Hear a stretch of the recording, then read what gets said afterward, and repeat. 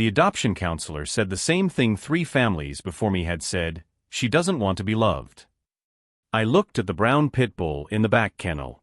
She wasn't moving. Not pacing. Not hoping. Just pressed into the corner like she was trying to make herself disappear into the concrete.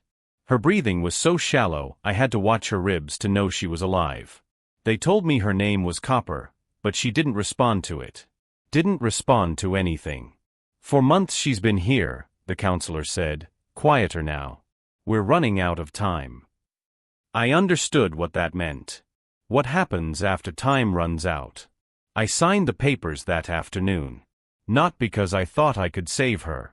Because I'd been doing the exact same thing for 7 months, sitting in my apartment after Sarah's funeral, trying to disappear into the walls, waiting for someone to notice I'd stopped existing. Maybe I thought if I could get her to move again, it would prove something about both of us. I was wrong about almost everything that came next. The shelter smelled like disinfectant trying to cover up something older. Desperation, maybe. Fear that had soaked into the concrete over years. I hadn't planned on being here. I'd driven past it 4 times that week, slowing down each time, never turning in. The front kennels were chaos. Dogs throwing themselves at chain link, barking, pleading. Pick me. Please. Don't leave me here.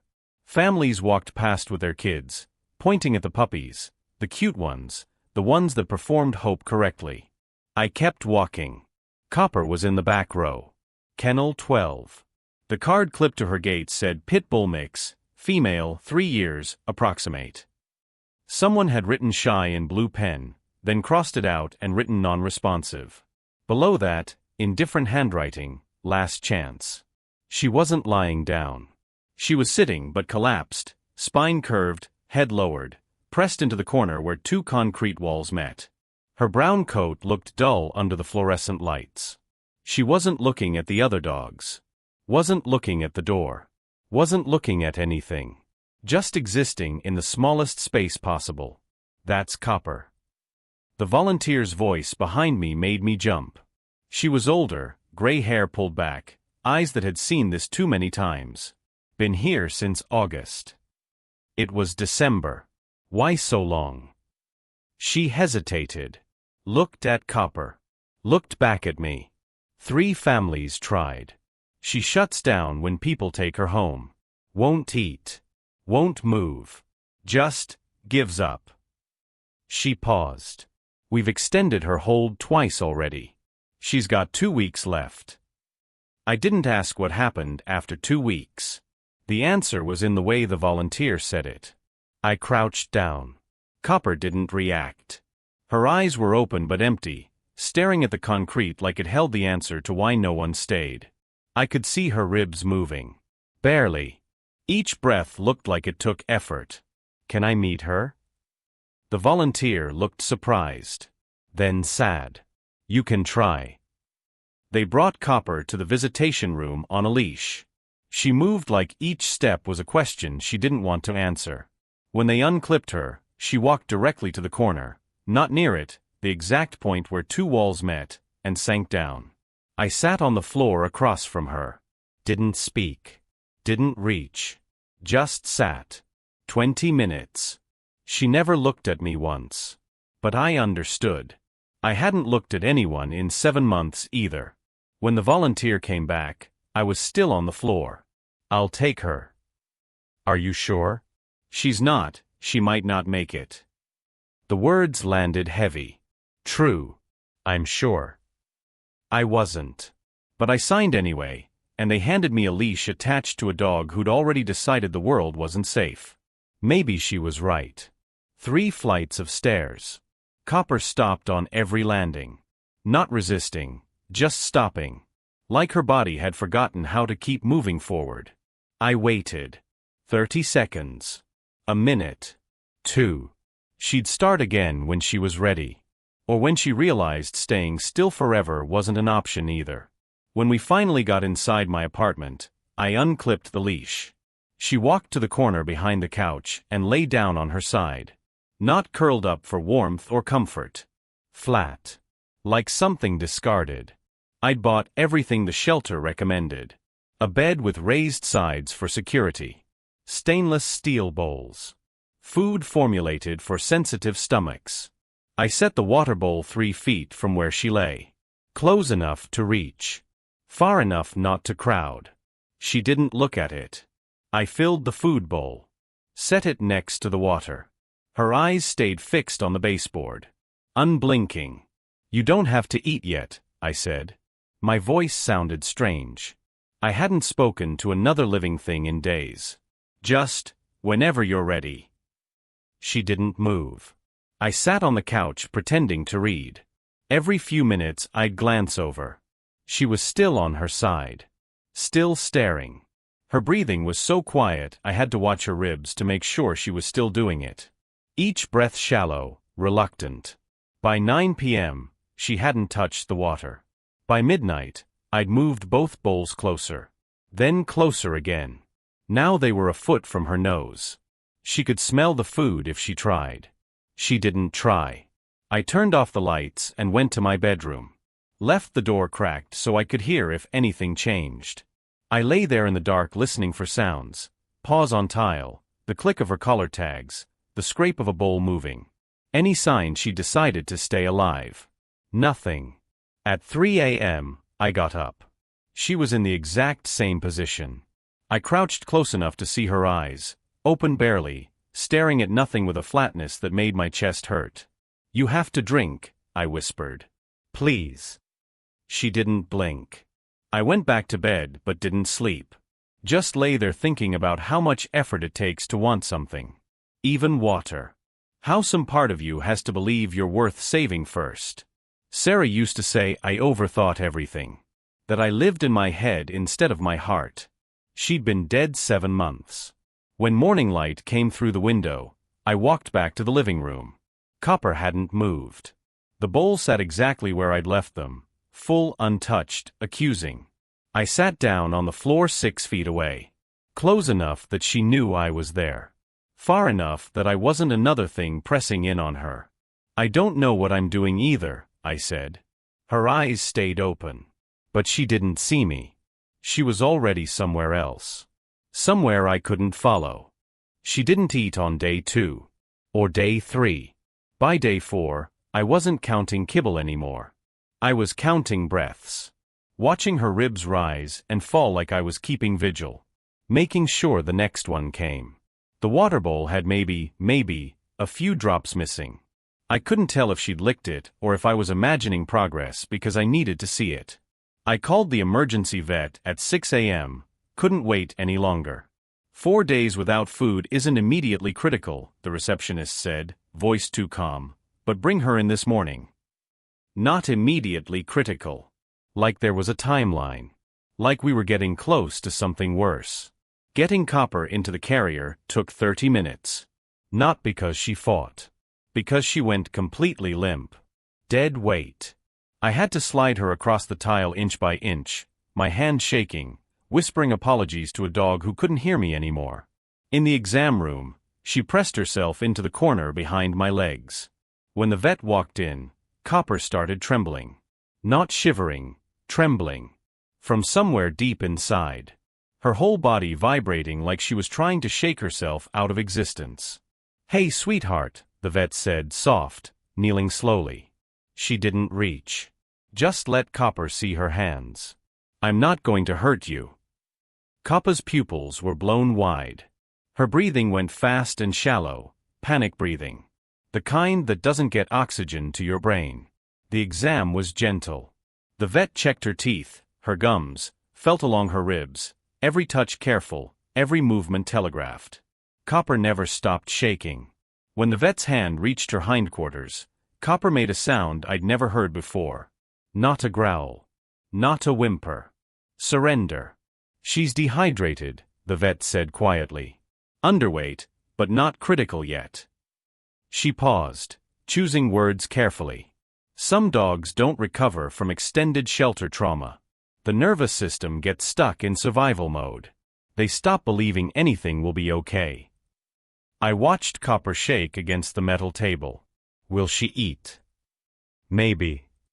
The vet met my eyes. Maybe not. It depends on whether she decides it's worth trying. My throat closed. And if she doesn't? The vet didn't answer. Didn't need to. On the drive home, Copper trembled in the carrier beside me. I thought about the shelter card. The crossed-out words. Shy. Non-responsive. Last chance. I thought about how many dogs never left that back row. How many gave up in the corner while people kept walking. Copper was still shaking. I didn't know if I was enough for this. I didn't know if anyone could be. Copper didn't ask to be traumatized. She didn't choose to shut down. But she kept breathing anyway. All I'm asking you to do is hit subscribe, one button so stories like hers don't disappear. That's it. Don't let her fade into that back corner again. Day 6. Copper ate 4 pieces of kibble. I counted each one. Watched her stand on shaking legs, walk to the bowl like it might hurt her, take them one at a time. Chewing slowly. Swallowing like it was a betrayal of something. Then she walked back to her corner and lay down. I wanted to collapse with relief. Didn't. Just sat there watching her sides move in and out, thinking maybe, we'd survive the worst part. Then Mrs. Alvarez knocked on my door. She didn't wait for me to speak. We need to talk about your dog. I stepped into the hallway, pulling the door mostly closed. Copper didn't need to hear this. Is something wrong? I saw her yesterday. In the stairwell. Mrs. Alvarez crossed her arms. She growled at me. Showed teeth. My stomach dropped. Copper doesn't. She hasn't made a sound since I brought her home. Well, she did yesterday. I have grandchildren who visit, and I don't feel safe with an aggressive pit bull in this building. The word hit like a fist. Aggressive. She's not aggressive. She's terrified. That's what everyone says. Her voice went cold. Right up until someone gets hurt. I'm talking to the landlord. She walked away before I could respond. I stood in the hallway, hand still on my doorknob, trying to breathe. When I went back inside, Copper was in her corner. I replayed yesterday, coming home with groceries, Copper behind the couch where she always was. Mrs. Alvarez must have been in the stairwell at the same time. Narrow space. Stranger. No escape route. I crouched down across from her. She wouldn't look up. Did you growl at her? Her breathing stayed even. Mechanical. I don't blame you, I whispered. You warned her. That's not aggression. That's just trying to survive. But the world doesn't work that way. Fear looks like danger when it's in the wrong body. One sound, one moment of self-preservation, and you're the thing people need protection from. I thought about the shelter. The families who'd returned her. How easy it is to rewrite someone's terror as a threat. How simple it would be for the landlord to tell me she had to go. Copper pulled her legs in tighter, making herself smaller. I wanted to promise her I'd protect her, that no one would take her away. But I couldn't. Sarah used to tell me I catastrophized. Maybe she was right. Maybe nothing would happen. Or maybe Copper had 3 weeks before someone decided she was too broken, too risky, too much trouble to be worth saving. I sat on the floor and tried not to picture her back in Kennel 12. Tried not to imagine her pressed in that corner again, watching people walk past, wondering why no one ever stayed. For 3 days after the vet visit, Copper ate. Small amounts, but consistent. She'd stand, walk to the bowl, eat slowly like she was testing whether food was still poison, then return to her corner. I started to believe we'd turned something real. Then on day 9, she stopped. The bowl sat untouched all morning. I tried wet food mixed in. Tried hand feeding. Held kibble in my palm, fingers steady, waiting. She'd look at my hand, actually see it, then turn her head away. Like she'd made a decision. Like she'd decided trying wasn't worth it anymore. I called the vet back. Sometimes they regress, she said. It's not uncommon. Just keep offering food. Don't force it. Don't force it. Like watching something starve itself was just part of the process. That night, I sat on the floor watching Copper's ribs move. In. out, in, out. Each breath visible under her dull coat. I thought about Dr. Patel explaining grief to me after Sarah died. The stages. How you don't move through them in order. How you wake up one morning feeling almost okay, then by evening you're back at the beginning, drowning. I'd expected healing to be linear. A bad week, then better, then eventually fine. It doesn't work that way. Not for me. Not for her. Copper 8 again on day 10. 3 pieces. Then nothing on day 11. Nothing on day 12. I started tracking everything in my phone. Times, amounts, her position in the room, whether she'd moved at all. Like if I could map the pattern, I could control it. But there was no pattern. Just chaos. Just her deciding moment by moment if surviving was worth the effort. On day 13, I had to pick up a prescription. 20 minutes away. I set her up, water close, toys, music playing softly. When I came back, she'd moved. Not much. Maybe 18 inches from her usual spot. But she was facing the window now instead of the wall. Lying in a small patch of afternoon sun. It was nothing. Meaningless, probably. But I stood there staring at her, and something broke open in my chest. She was trying. In some microscopic way I didn't understand, she was still trying. That night, Tyler texted, "How's it going?" I stared at my phone for a long time. Some days I think we're getting somewhere. Other days it feels like we're back at the beginning. Sounds exhausting. Yeah. I looked at Copper. She was awake, staring at nothing, ribs moving with each reluctant breath. I was so tired. Tired of hoping.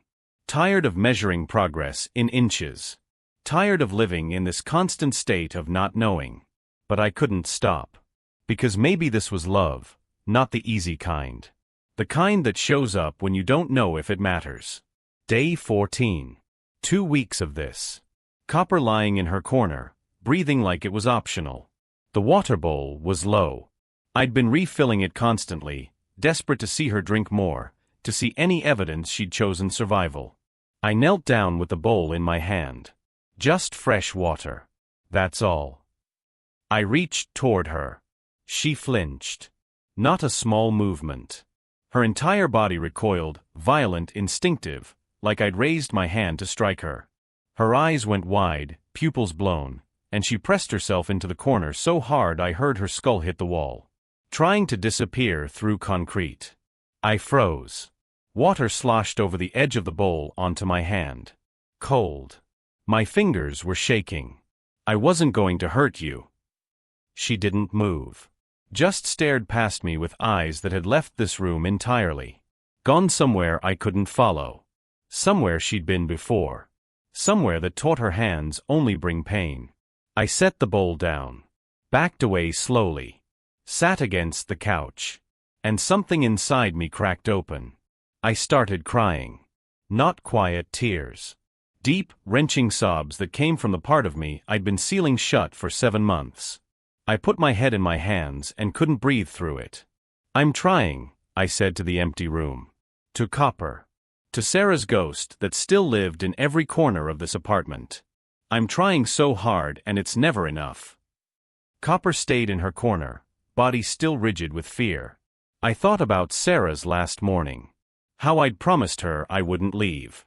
How I'd gone to make coffee anyway because I couldn't just sit there watching her fade. How she'd slipped away while I was in the kitchen measuring grounds with shaking hands. How I'd walked back in with 2 mugs and she was already gone and I never got to say the things I'd been saving. "I'm sorry," I whispered. I didn't know who I was talking to anymore. The apartment was so quiet I could hear my own heartbeat. Could hear Coppa's shallow breathing 6 feet away. Could hear everything I'd failed at echoing off the walls. I'd thought if I could save her, it would prove I wasn't the person who let everyone down. That I could keep something alive if I just tried hard enough this time. But I was failing her the same way. Pretending I was strong enough when all I had left was empty hands and good intentions. I cried until there was nothing left. Until my throat was raw and my chest ached and the silence came back. When I finally looked up, Copper was watching me. Not the vacant stare. Actually watching. Her head lifted slightly off the floor. Eyes on mine. She didn't come closer. Didn't move. But she didn't look away. I wiped my face. "I don't know what I'm doing," I said, voice wrecked. "I just don't want you to give up." She kept watching. Breathing. Here. Maybe that was all either of us could do. The next morning, I woke up and realized I had nothing left to try. No more strategies. No more adjustments. No more hoping if I just did the right thing in the right order, she'd suddenly want to live. I made coffee. Sat down on the floor about 6 feet from her corner. Didn't speak. Didn't set anything up. Just existed. Copper watched me for a moment. Then looked away. I opened my laptop. The cursor blinked on an empty document. I stared at it. Didn't type. Just sat there while the morning light moved across the floor between us. An hour passed. Maybe more.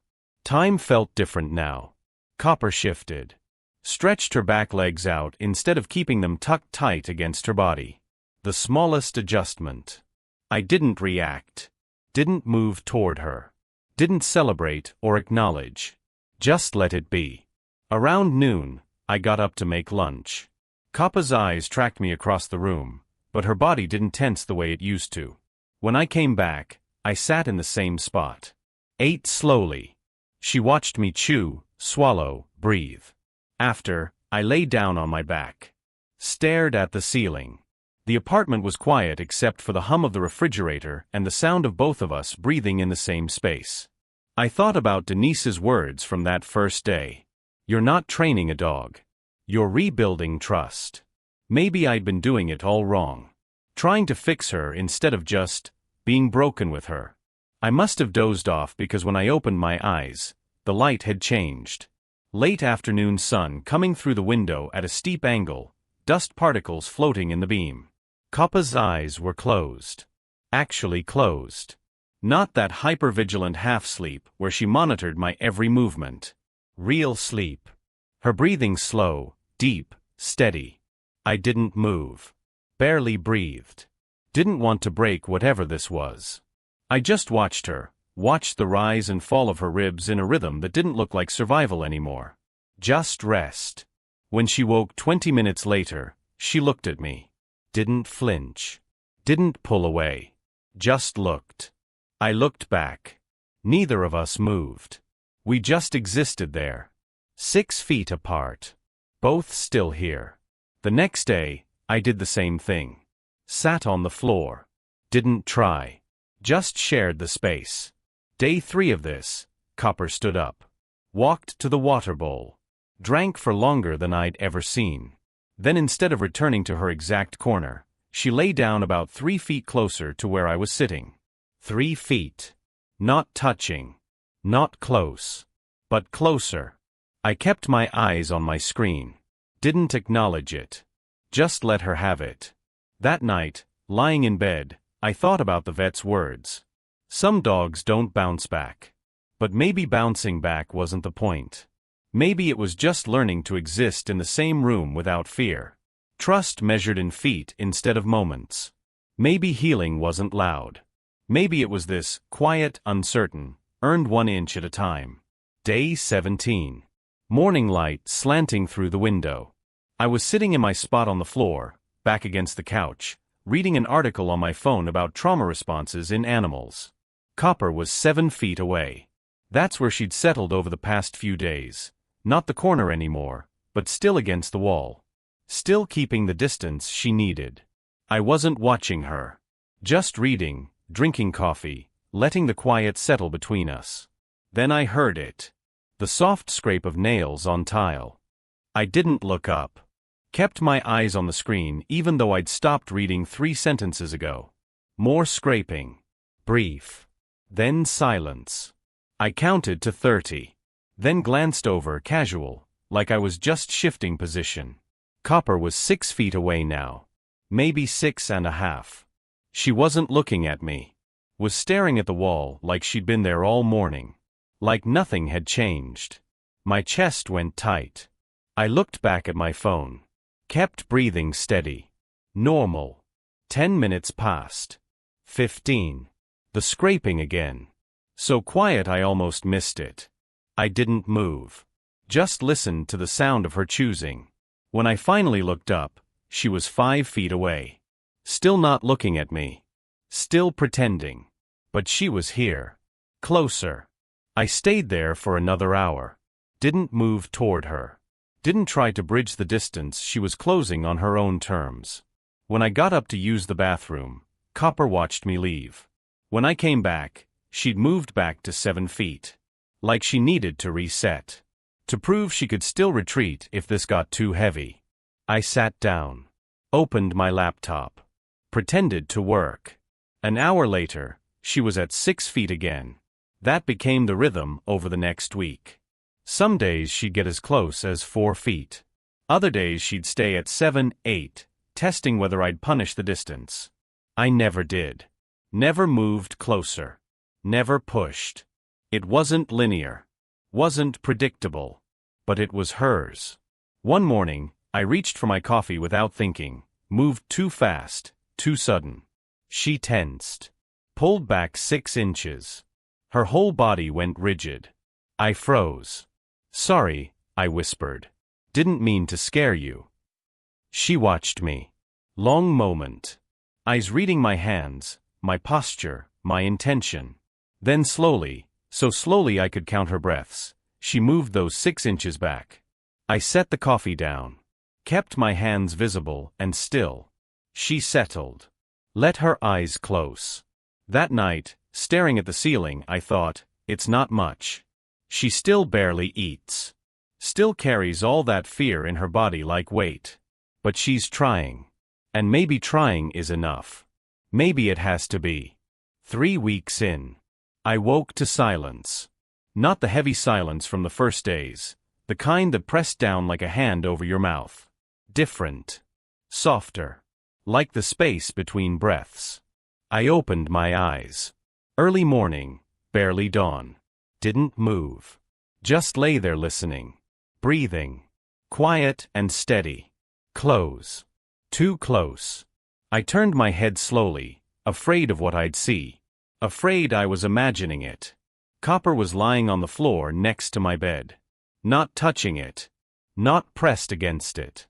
Just near. Maybe 2 feet away. Curled on her side, eyes closed, chest rising and falling in the rhythm of actual sleep. My throat closed. I didn't know when she'd come in. Had left the door cracked like always, but she'd never crossed that threshold. Had spent every night in the living room, in her corner, in the only space that felt safe. Until now. She wasn't asking for anything. Wasn't in my space or on my bed. Just choosing proximity. Choosing to sleep near someone for the first time in however long. I stayed completely still. Barely breathed. Like this was a wild animal that would bolt if I moved wrong. Her paws twitched slightly. Dreaming, maybe. Her breathing stayed deep, even. Peaceful. I watched her for 20 minutes. 30. Watched the way the early light touched her brown coat. The way her body had finally softened, released something it had been holding since the shelter. Since before. She stirred. Eyes opened slowly. Saw me watching. She didn't bolt. Didn't flinch. Didn't scramble back to safety. Just looked at me. Blinked once, slow. "Hey," I whispered. She shifted. Stretched her legs out. Stayed. We looked at each other in the quiet. I realized I'd been waiting for a moment. The moment where everything clicked and she was fixed and I was fixed and we were whole. But this was it. Not her jumping on my bed or licking my face or wagging her tail with joy. Not some transformation where all the scars disappeared and the fear evaporated. Just this. Her choosing to sleep near me. Choosing to trust, in the only way her broken nervous system knew how. "Good girl," I said, voice barely there. She watched me. Didn't move closer. Didn't need to. I got up slowly. She stood too. Followed me to the kitchen, still keeping distance, still cautious, but following. I made coffee. Filled her bowls. She ate 5 pieces of kibble. Drank some water. Small victories that might disappear tomorrow. We went to the living room. I sat on the floor. She lay down 4 feet away.